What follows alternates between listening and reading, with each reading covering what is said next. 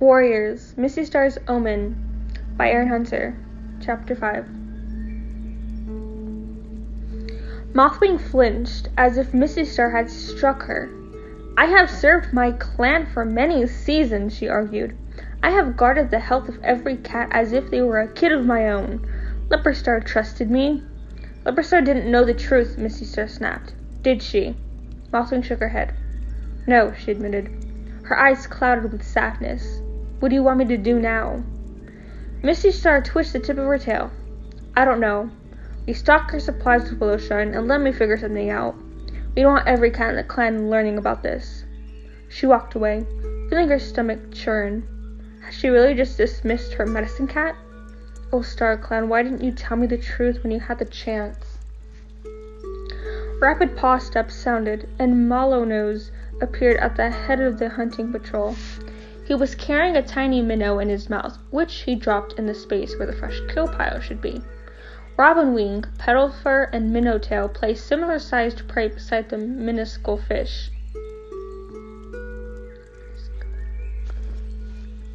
Minnowtail's apprentice, Mossy Paw, was covered in stinking green weed, but had nothing to contribute that could be eaten. Mistystar stared at the pile in dismay. "Is that it?" she gasped. "That won't feed Dusk for his kids, let alone the rest of us." "I'm sorry," meowed Mallownose. "The water may have come back, but the fish haven't. The lake is empty. Apart from weeds," Mossy Paw put in crossly, trying to pull the slimy fronds off her ears. "I warned you that rock was slippery," sighed Minnowtail. Mistystar felt a wave of panic rise in her chest. "We'll have to look elsewhere for prey then. Start hunting away from the lake for different kinds of prey." Mossy Paw made a face. "Yuck! Who wants to eat fur and whiskers?" Mallownose flicked her with his tail. "Any cat who doesn't want to starve," he growled. "StarClan must really hate us if they won't bring the fish back," Mossy Paw muttered. Mistystar bristled. "There's no way StarClan would punish us for letting Mothwing be our medicine cat, is there?" "No, of course not. She has been our medicine cat since before we came to the lake. Why would StarClan turn against us now? And yet, if they sent us a sign guiding us to a better source of prey, who would see it?"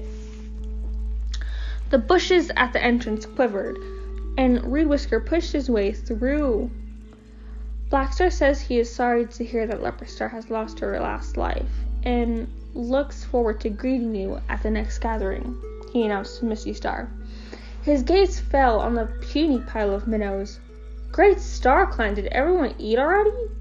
"No," meowed Mistystar. "We are just discussing finding other places to hunt until the fish return to the lake." Reed Whisker nodded. "I can take a patrol into the marshes now if you like." "And Mintfur?" He called to the pale gray Tom, who was washing himself on the far side of the clearing. "Why don't you take the apprentices upstream to see what you can find in the reeds beyond the border?" For a moment, Mistystar was taken aback by Reed Whisker's brisk string of commands. Then she remembered that he was the deputy now, and it was his duty to organize patrols. "Right. Thanks, Reed Whisker," she mewed. "I'll come with you, if that's okay." Reed Whisker looked surprised. "Of course it is. Icewing, Pebblefoot, will you join us?" The two warriors had just returned from a border patrol, but they nodded and trotted over. Mistystar fell in behind them as they filed out of the camp. She felt Mothwing watching her from the entrance to the medicine cat's den, but she didn't turn around. It was too painful to look into her old friend's eyes and know that she had been keeping a secret that threatened the whole clan. There was a strong wind blowing across the marshes, scented with rain. Mistystar's fur stood on end as she trekked across the sodden ground, leaping from tussock to tussock of spiny grass. The lake beckoned invitingly, sending waves fluttering over the stony shore. But Mistystar reminded herself that the water was empty, that the end of the drought had not brought an end to RiverClan's hunger. Oh, StarClan, did Rippertail die in vain? Suddenly, Icewing let out a hiss and stiffened as a vole crept out of a clump of grass.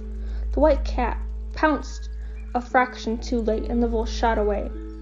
Icewing stumbled over a muddy rut, and for a moment it looked as if the vole was safe. Then Mistystar realized it was heading toward her, so she leaped forward, blocking the wolf's path with her front paws, and thrust her head down so that it practically ran into her jaws. One sharp, frantic bite, and the creature lay dead at her feet. "Good catch," called Reed Whisker.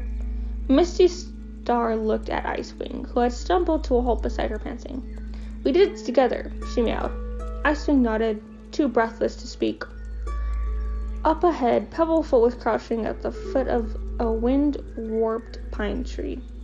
"I can see a squirrel," he yowled over his shoulder. "Don't climb up after it," Mistystar warned. Rivercline cats most definitely did not belong in trees.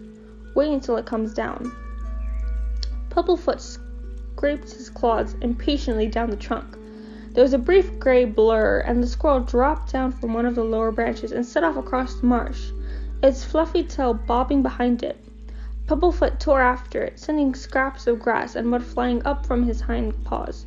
With a start, Mistystar realized he was running too fast to see where he was. "Stop, Pebblefoot!" she screeched. "You're too close to the border!" Reed Whisker bounded after his clanmate, but the squirrel leaped the final tussock of marsh grass onto the smooth, cropped surface of WindClan's territory and took off up the slope.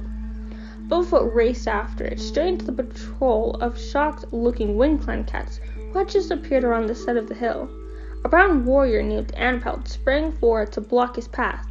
"Trespasser! Prey thief!" he screeched.